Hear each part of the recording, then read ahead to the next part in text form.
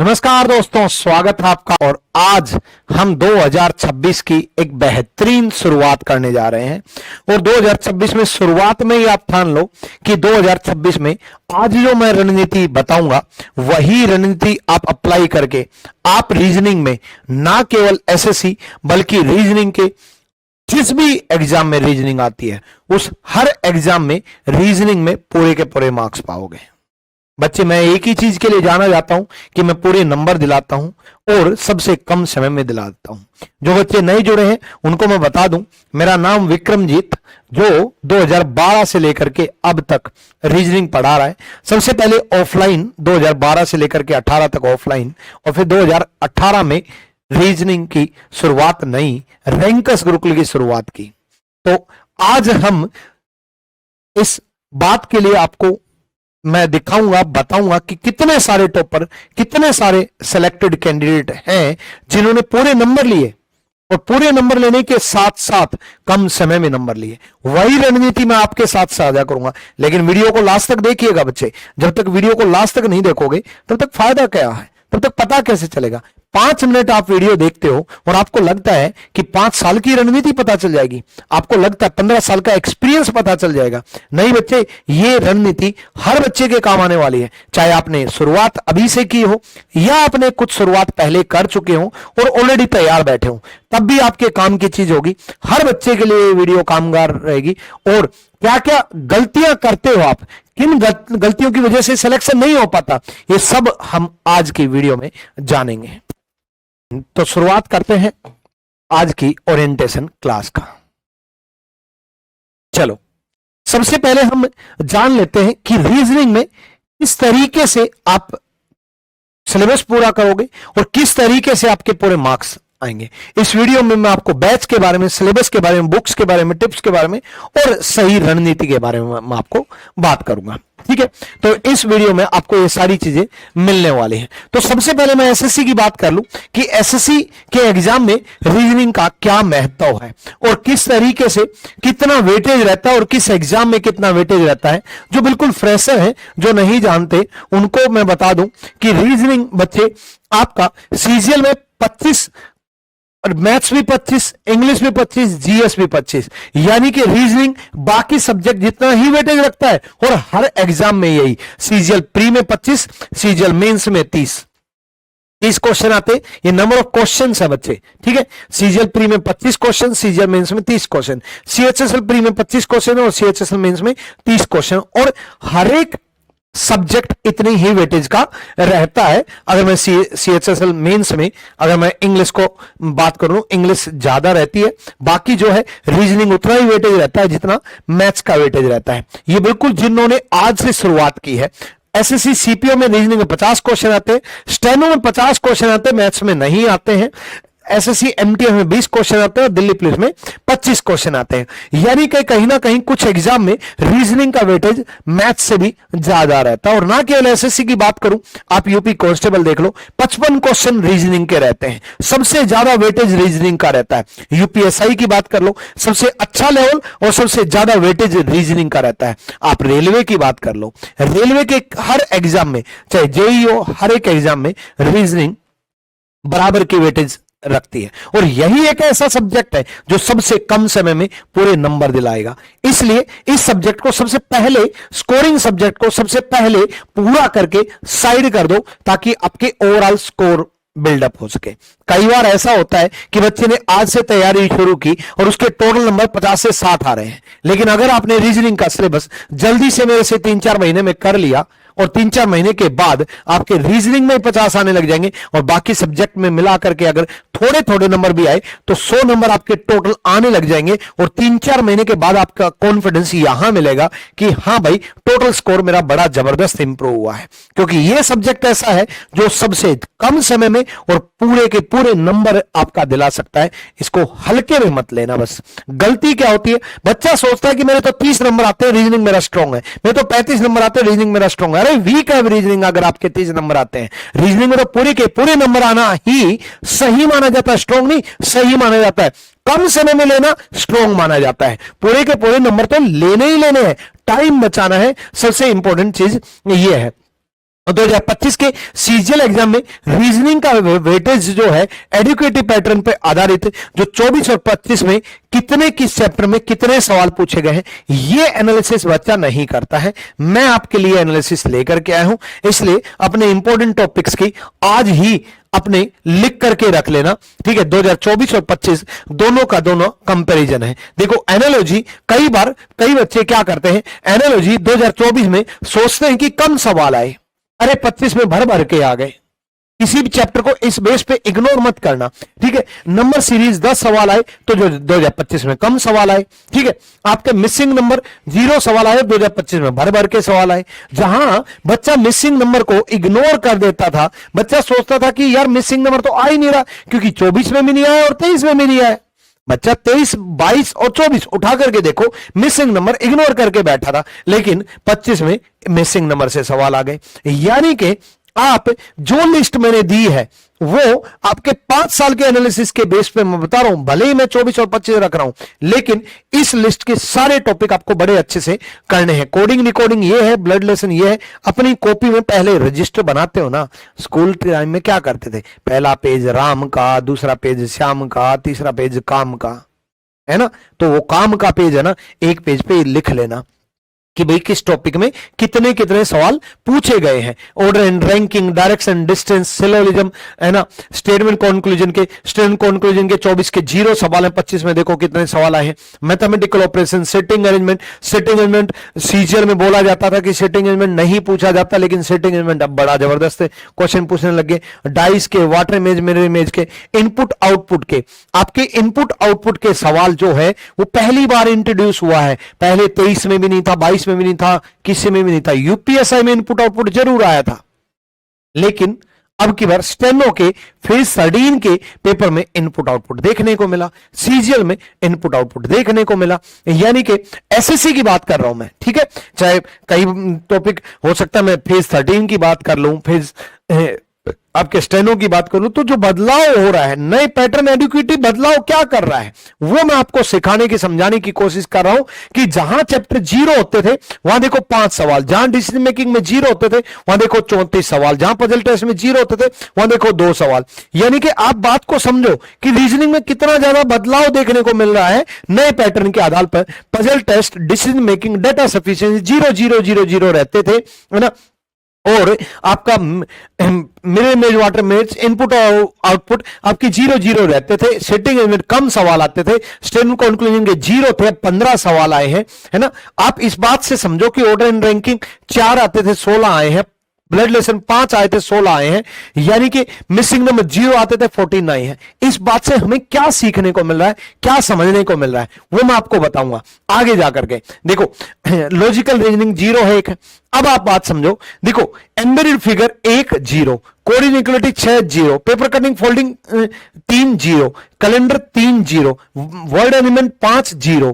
ये इसलिए बोल रहा हूं कि अब नॉन वर्बल रीजनिंग को छोड़ करके लॉजिकल रीजनिंग की तरफ ज्यादा बढ़ रहा है। यानी कि बदलाव में लॉजिकल रीजनिंग, आपके बैंकिंग की रीजनिंग में नए पैटर्न के आधारित पे सवाल बने हैं। और मैं तो कहता भी हूं कि भाई mirror image, water image, paper cutting, paper folding, ये सारे चैप्टर हटा देने चाहिए, सिलेबस से ही गायब कर देने चाहिए, नॉन वर्बल आनी ही नहीं चाहिए। कारण क्या है, इनसे दिमाग कितना तेज है ये नहीं पता चलेगा, लेकिन अगर आपने पजल सोल्व की तो आपका दिमाग जरूर पता चलेगा। तो एसएससी ये बदलाव कर भी रहा है और होना भी चाहिए, ठीक है। और 2025 में एग्जाम में सभी एग्जाम के वेटेज की अगर मैं बात कर लूं तो सीजीएल, सीएचएसएल, सीपीओ, फेज 12 और एसएससी एमटीएस 2024 देखो, सीजीएल है, सीएचएसएल है, सीपीओ है, फेज 12 है, एमटीएस है। हर एक चैप्टर के अकॉर्डिंग ये मैंने आपके लिए एनालिसिस ले लिया। इस वीडियो को रोक करके अपना लिस्ट बना लेना, क्योंकि पूरे को एक्सप्लेन करूंगा तो मेन जो रणनीति है वो एक्सप्लेन करना रह जाएगी। इसलिए ये लिस्ट अपनी कॉपी में रख लेना, लिख लेना और समझ लेना कि ढंग से एक बार एनालिसिस कर लेना कि सीजीएल में क्या हो रहा है, सीएचएस में क्या हो रहा है, सीपीओ में क्या हो रहा है, फेज 12 में क्या हो रहा है और नए सवाल कैसे कैसे बन रहे हैं, ठीक है। ये लिस्ट आप रोक करके वीडियो को आराम से अपनी कॉपी में नोट डाउन कर लेना। अब देखो, ये तो चैप्टर की बात हो गई। अब बात करते हैं कि किन टॉपिक पे आपको ज्यादा प्रैक्टिस करनी है, किन टॉपिक में आपके पूरे नंबर आ सकते हैं, किन टॉपिक में आपको बहुत ही कम प्रैक्टिस करके पूरे नंबर आ सकते हैं, और किन टॉपिक में आपका समय बच सकता है। इस बारे में एनालिसिस करें। देखो बच्चे, हमेशा याद रखना, बीमारी का इलाज पता कब होता है? जब डॉक्टर के पास जाते हो ना, ढंग के डॉक्टर के पास जाओगे तो सबसे पहले वो टेस्ट लिखेगा। ढंग के डॉक्टर के घर में झोला छाप डॉक्टर के पास चले जाओगे तो हरी पीली लाल सारी दवाइयां दे देगा, और बीमारी कुछ हो, हाँ ठीक है आपका ठीक हो जाएगा, लेकिन वो शरीर में नई बीमारियां भी पैदा कर देगा। ठीक है, इसलिए ढंग के डॉक्टर के पास जाओगे तो हमेशा पहले टेस्ट लिखेगा, टेस्ट के अनुसार पता चलेगा कि बीमारी और शरीर में कमी क्या है, और उसके अनुसार आपकी दवाइयां चलेंगी। तो पहले आपको डिटेल्ड रिसर्च पता होना चाहिए सब्जेक्ट की। आप ये कमी करते हो, बस रीजनिंग, मैथ, इंग्लिश, जीएस पढ़ने में लगे रहते हैं। ये मैराथन देख लो, ये वीडियो देख लो, एक और टीचर की वीडियो आ गई ये भी देख लो, एक और टीचर ने 15 मिनट की वीडियो बना दी वो भी देख लो, 15 घंटे की वीडियो बना दी वो भी देख लो, सब इकट्ठा कर लो और सारा खाना खाने की तरफ पूरी टेबल सजा दो, और पता चले जब तक टेबल सजे तब तक भूख ही खत्म। इसलिए पहले खुद की बीमारी जानो और सब्जेक्ट की बीमारी जानो, सब्जेक्ट के अनुसार आप काम करो। ये मैंने आपके लिए एनालिसिस बना दिया। ज्यादा प्रैक्टिस करने वाले टॉपिक मैं आपको बता रहा हूं, ये टॉपिक वो है जिनमें आपको ज्यादा प्रैक्टिस करनी है। सिलोजिज्म में आपको प्रैक्टिस ज्यादा करनी है, एनालॉजी एंड सिमिलरिटी में बहुत ज्यादा प्रैक्टिस करनी है, क्योंकि पैटर्न्स बहुत सारे होते हैं, बहुत सारे अनलिमिटेड पैटर्न्स बनते हैं। Cube, square, multiply, divide, addition, subtraction, multiply करके कुछ एडिशन, क्यूब करके कुछ सब्सट्रैक्शन, घटाना फिर क्यूब करना, बढ़ाना फिर जाकर के स्क्वायर करना, ऐसे बहुत सारे पैटर्न चलते हैं। उसके बाद एक राज की बात बताऊंगा, letter series, figure series, coding decoding, sitting arrangement, alphabet series, dot situation, blood lesson, number series, figure series, missing number, ये टॉपिक वो है जिनमें आपको ज्यादा प्रैक्टिस करनी है। ठीक है भाई, डन। तो लिख लेना अपने पेज पर कि ज्यादा प्रैक्टिस करने वाले टॉपिक, और इनकी लिस्ट लिख लेना, इन्हीं में आपको ज्यादा प्रैक्टिस करनी है। ठीक है, थ्योरी पर ध्यान देने वाले टॉपिक कौन से? Statement, argument, statement, conclusion, code in inequality, input output, cause and effect, course of action, decision making, statement assumption, data sufficiency, puzzle. अब ये सारे के सारे जो टॉपिक है ना, ये है एनालिटिकल रीजनिंग का पार्ट, और एनालिटिकल रीजनिंग मींस एनालिसिस, और analysis means thinking based, thinking based means सोच करके जवाब देना है, और सोच करके जवाब देना है तो मैं आपको क्वेश्चन करा करके मैं आपकी सोच नहीं बदल सकता, मैं आपको यह सिखाऊंगा कि आपको सोचना किस तरीके से है, इस क्वेश्चन में किस तरीके से सोचना है। कारण क्या है, मैंने क्यों बोला थ्योरी बेस्ड? इनके हर सवाल ही अपने आप में थ्योरी है।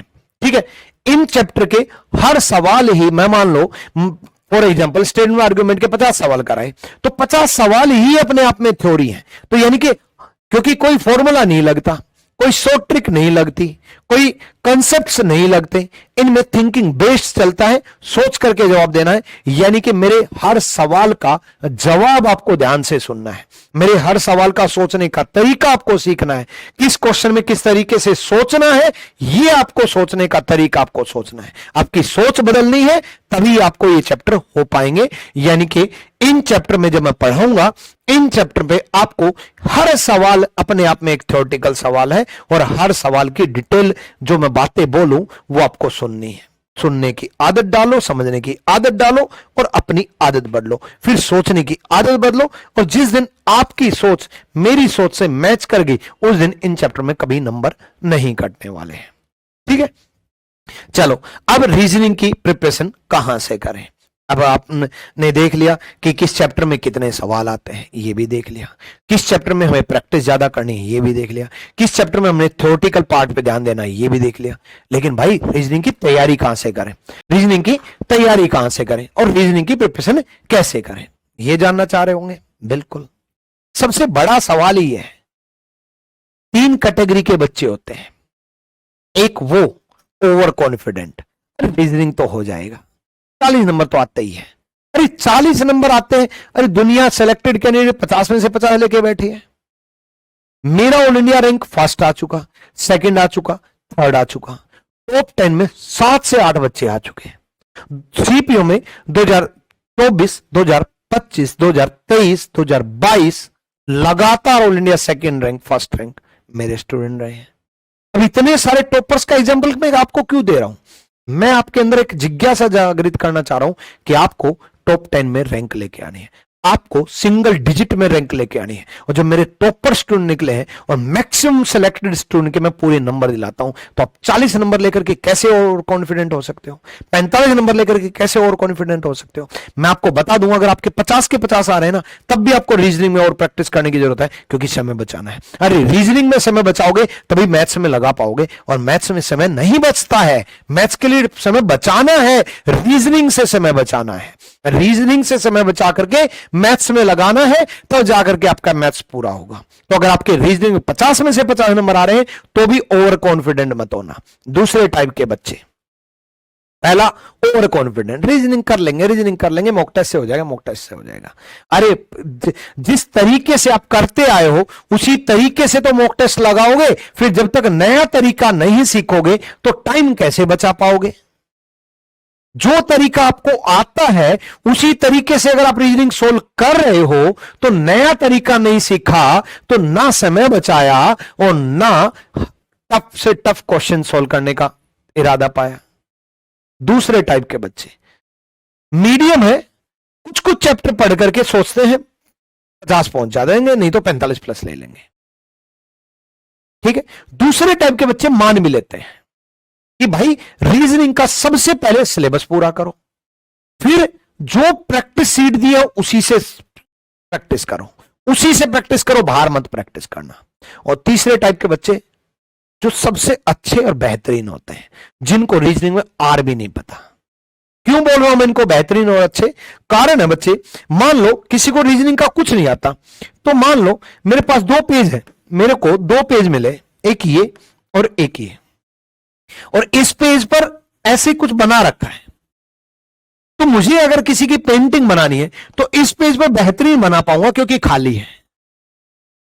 इस पेज पर बनाना होगा तो पहले मुझे मिटाना होगा, ये वाला पार्ट मिटाना होगा, फिर जाकर के पेंटिंग बनानी होगी। इसलिए जिनको कुछ नहीं आता वो बेहतरीन, क्यों बोल रहा हूं? क्योंकि वो सिर्फ जब पता ही नहीं रैंकिंग अरेंजमेंट का, तो जो सिखाऊंगा वही उनके लिए पक्का है, और मैं जो सिखाऊंगा वो शॉर्ट ट्रिक के माध्यम से और कंसेप्चुअल तरीके से, दोनों तरीके से बताऊंगा कि बेटा कंसेप्ट ऐसे आता है और इसमें शॉर्ट ट्रिक ही लगेगी।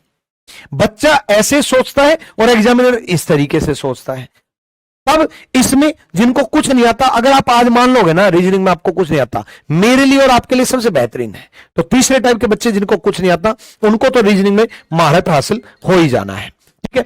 अब हम बात कर लेते हैं कि कैसे, किस तरीके से आप तैयारी करोगे, रीजनिंग की प्रिपरेशन कहां से करेंगे। तो मैं आज जिस बैच का जिक्र मैं आपको कर रहा हूं, उस बैच में मैं आपको लाइव क्लासेज कराऊंगा, सारे के सारे टॉपिक बड़ी डिटेल में बहुत तरीके से अच्छे से आपके दिमाग में फिट करूंगा, है ना। उसके बाद आपके डाउट सेशन रहेंगे। जिस दिन मैं डाउट सेशन लगाऊंगा उस दिन मैं आपको कहूंगा कि भाई आज इस टॉपिक का डाउट सेशन है। हर टॉपिक के बाद या हर 3-4 टॉपिक के बाद एक डाउट सेशन, हर टॉपिक के बाद या हर 3-4 टॉपिक के बाद एक डाउट सेशन, और टॉपिक टू टॉपिक डिपेंड करता है उसमें, लेकिन डाउट सेशन थोड़ा टाइम दे करके, क्योंकि कोई टॉपिक आपने सीख लिया उसके बाद उसकी प्रैक्टिस भी तो करोगे, और जब आप प्रैक्टिस करोगे उस प्रैक्टिस से ही तो मैं डाउट लूंगा ना भाई, है ना। डाउट तभी तो आएंगे जब आप प्रैक्टिस करोगे। अब प्रैक्टिस ही नहीं की तो डाउट कहां से आएंगे? जो मैं सिखाऊंगा वो तो दिमाग में छप ही जाएगा। भाई पिछले 14 साल में ना सबसे ज्यादा बच्चों को पढ़ाया है, तो जो आपके दिमाग में पढ़ाते वक्त डाउट बनने ना, वो दिमाग में मेरे को पहले ही पता है, क्योंकि वो ऑलरेडी आ चुके हैं बच्चों के, तो वो तो डाउट मैं छोड़ने वाला नहीं हूं। लेकिन प्रैक्टिस सीट में भी तो कुछ क्वेश्चंस के भी तो डाउट रहते हैं, वो मैं आपको डाउट सेशन में लूंगा। क्लास नोट्स में आपको प्रिंटेबल भी प्रोवाइड करूंगा और क्लास नोट्स भी, दोनों प्रिंटेबल भी और क्लास नोट्स भी। ताकि प्रिंटेबल इसलिए उनमें सॉल्यूशन नहीं होंगे, क्लास नोट्स में सॉल्यूशन होंगे, क्लास नोट्स भी मिलेंगे, प्रिंटेबल भी मिलेंगे। प्रिंटेबल इसलिए ताकि मेरे ही क्वेश्चन, समझाए हुए क्वेश्चन दोबारा अगर आप अटेम्प्ट करना चाहो तो प्रिंटेबल प्रिंट आउट करवा करके आप अटेम्प्ट कर सको, ठीक है। अपडेटेड प्रैक्टिस सीट रहेगी जिसमें लेटेस्ट प्रीवियस ईयर क्वेश्चंस रहेंगे। उसके बाद यहां तक रीजनिंग कंप्लीट हो गई भाई, मैक्सिमम टीचर यहीं तक कराते हैं, लेकिन उसके बाद आपके chapter wise mock extra practice के लिए, चैप्टर वाइज मॉक में चैप्टर वाइज स्ट्रॉन्ग होंगे कि क्या क्या एक्स्ट्रा प्रैक्टिस के लिए, अब और ज्यादा स्ट्रॉन्ग हो गए। फिर उसके बाद एडुकेटिव बेस्ड मॉक टेस्ट में आपको दूंगा, रीजनिंग के, प्री के भी, मेंस के भी, रेलवे के भी, यूपीएसआई के भी, यूपी कांस्टेबल के भी, जीडी के भी, हर एक एग्जाम के। तो यानी कि बच्चे ने लाइव क्लास ले ली, सुपर, फिर डाउट सेशन हो गए, सारे डाउट क्लियर, फिर प्रिंटेबल क्लास नोट से दोबारा से प्रैक्टिस कर ली, फिर अपडेटेड प्रैक्टिस शीट से फिर से प्रैक्टिस कर ली, क्या कमी रह गई भाई, फिर भी कोई कमी बच गई, चैप्टर वाइज मॉक टेस्ट में पूरी होगी। अब भी कोई कमी रहेगी तो एडुकेटिव बेस्ड आपके मॉक टेस्ट में हो गया, फिर सेक्शनल प्री के मॉक टेस्ट हो गए, सेक्शनल मेंस के मॉक टेस्ट हो गए, और 2 साल की वैलिडिटी मैंने आपको दे दी।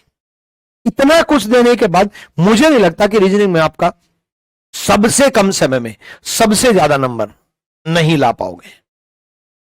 और बदलती रहेंगी ये, जैसे ही नए पैटर्न के सवाल आए, आपको नया बैच जो है नहीं करना, उसी बैच में मैं ऐड ऑन कर देता हूं, उसी बैच में मैं प्रैक्टिस सेट ऐड ऑन कर देता हूं, उसी बैच में मैं मॉक टेस्ट बढ़ा देता हूं। 2 साल पहले किसी ने बैच खरीदा, उसको भी अपडेट किया है, मेरा रिकॉर्डेड बैच 3.0 खरीदा था, उसको भी 4.0 मिला है। यानी कि नई चीजें अगर कुछ आती हैं तो आपको भी मिलेंगी। अगर आप फ्रेशर हो तो आप बिल्कुल लाइव बैच लो, लाइव बैच में आप मेरे से इंटरेक्ट कर पाओगे।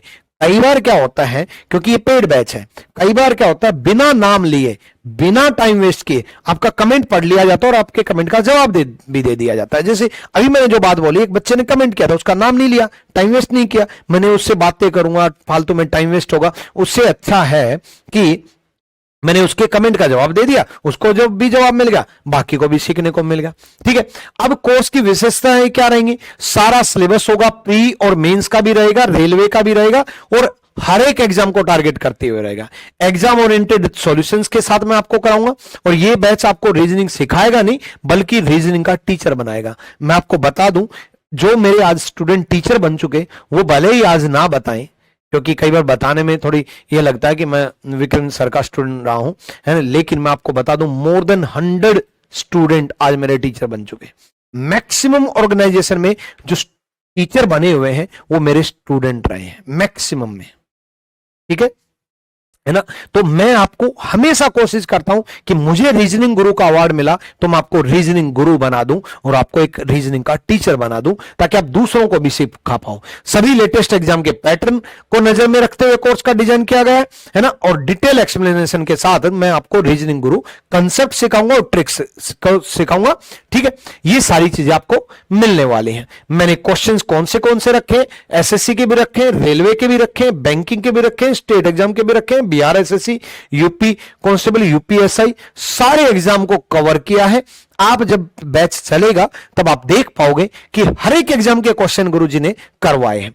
अभी मेंस हुआ, मेंस के 30 सवाल मेरे बैच से मिले हैं, 30 के 30 सिंपल एक सोर्स से, सिर्फ एक ही सोर्स से, बैच से ही 30 के 30 सवाल मिले, और एज इट इज मिले हैं, सेम पैटर्न के बेस पे मिले हैं। कारण क्या है कि बैच में पढ़ाने से पहले मैं आज भी 14 साल हो गए पढ़ाते पढ़ाते, लेकिन आज भी मैं रीजनिंग पढ़ता हूं, आज भी मैं रीजनिंग को समय देता हूं, ढंग से रिसर्च करता हूं प्रीवियस ईयर पे कि कौन सा पैटर्न ज्यादा इंपॉर्टेंट है, कौन सा बार बार में आया है।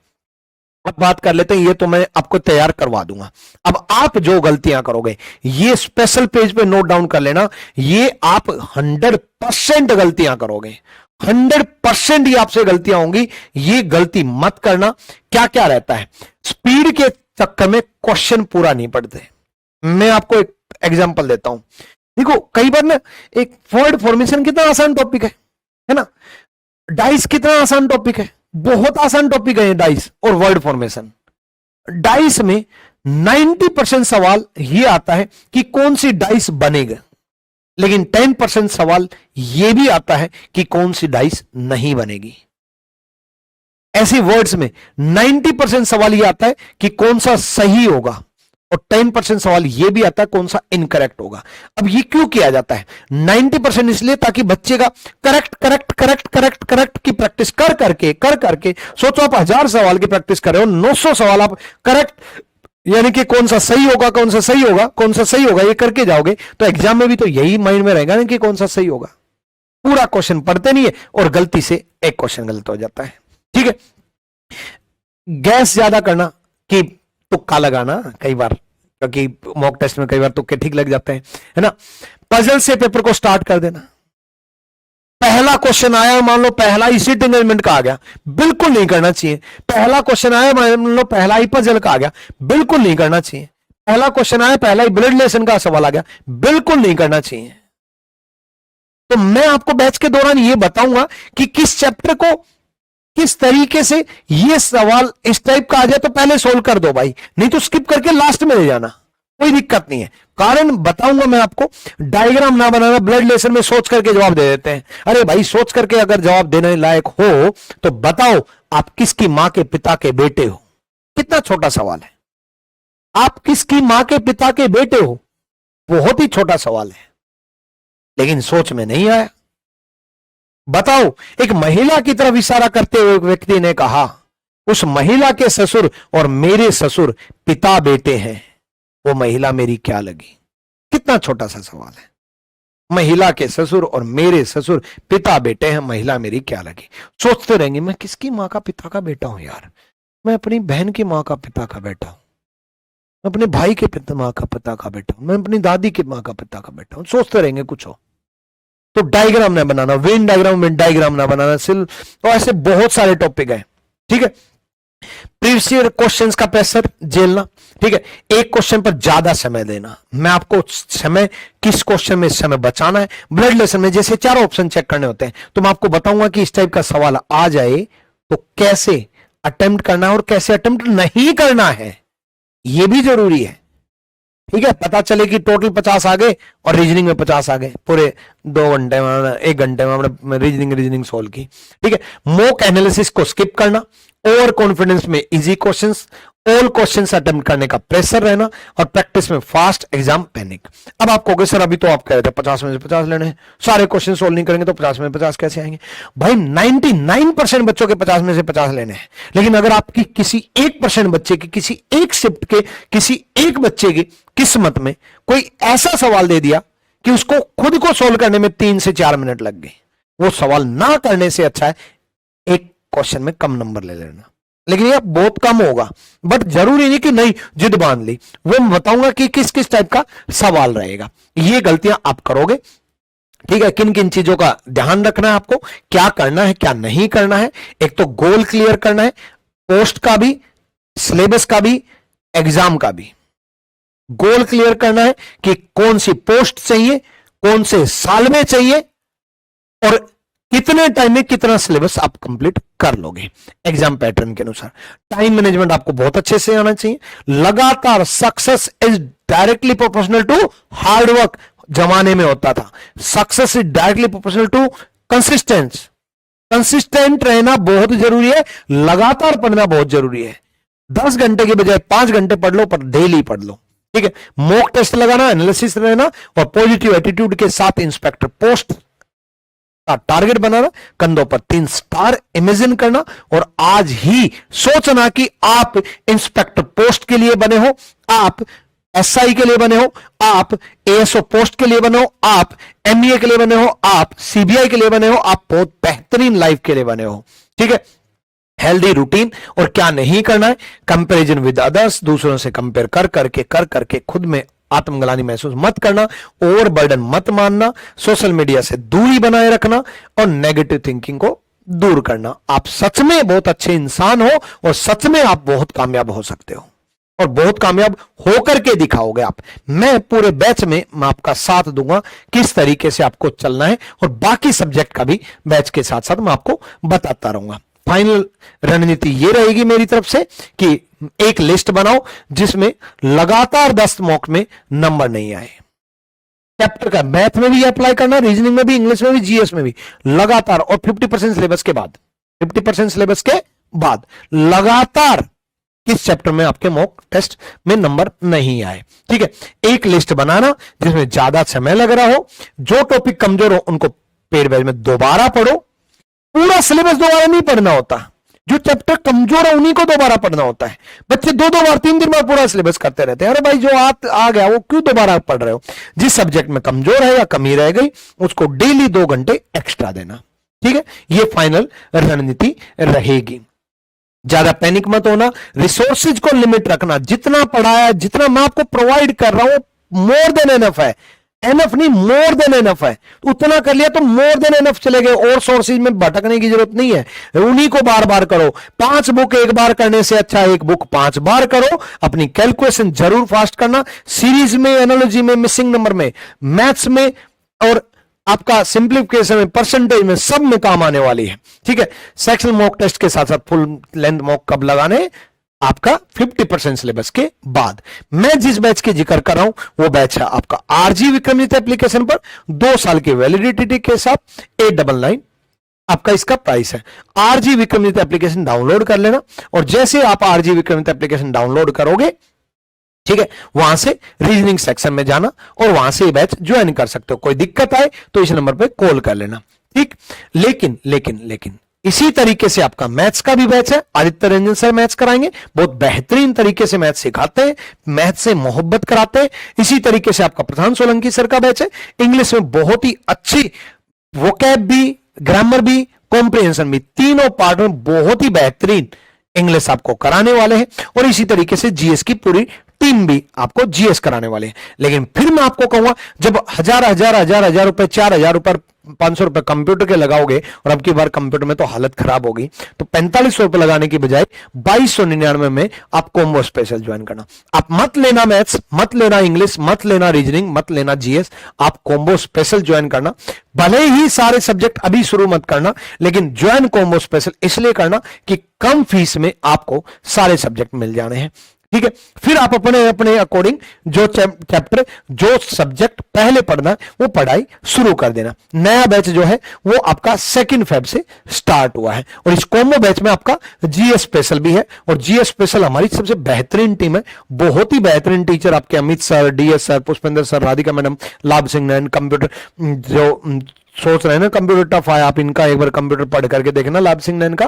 ठीक है, आपको स्टैटिक जीके, अकेले स्टैटिक जीके और करंट अफेयर कमजोर है तो मात्र 99 में स्टैटिक जीके और करंट अफेयर का भी बैच है। तो ये सारा का सारा आपको इस बैच में मिलेगा।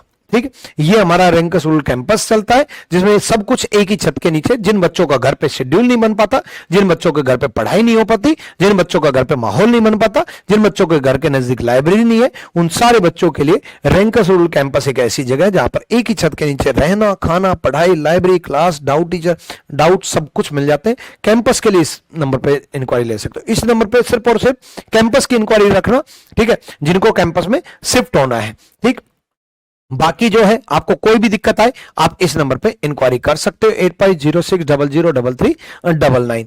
ये कॉम्बो स्पेशल बैच है, और इस बैच में ये सारी चीजें मैं आपको कराने वाला हूं। ठीक है, उम्मीद है कि जो रणनीति मैंने आपको बताई उस रणनीति को आप फॉलो करोगे, और इस बैच से आप 2026 में जरूर सिलेक्शन लेकर के आओगे, कोई ना कोई एक सरकारी नौकरी जरूर लेकर के आओगे। इस बैच से आप शुरुआत में ही नया बैच आपने ज्वाइन किया, और 2026 एंड होने से पहले आपकी सरकारी नौकरी जब मिलेगी और जब सिलेक्शन होगा तब आप सबसे ज्यादा इसी बैच का जिक्र कर रहे होंगे। बस बाकी जो है बैच के दौरान जो स्ट्रेटेजी और रणनीति में बताता चलूं उसको भी जरूर फॉलो करना। ठीक है, डन भाई।